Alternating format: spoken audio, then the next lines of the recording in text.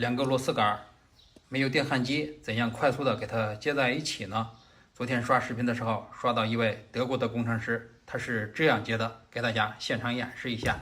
首先，他找了这样3个大螺母，把第一个大螺母拧在这个螺丝杆上，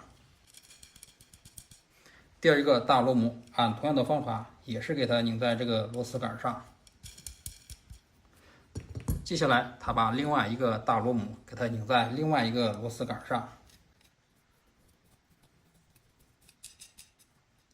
这时，他把2个螺丝杆对齐，把中间这个螺母拧在这2个螺丝杆接茬的这个位置，这样。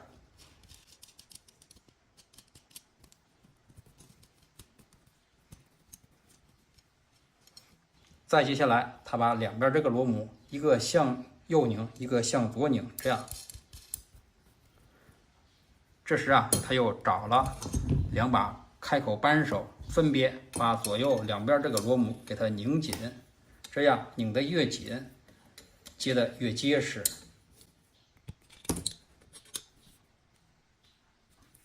你看，这样这2个螺丝杆在没有电焊机的情况下，就轻松的接上了。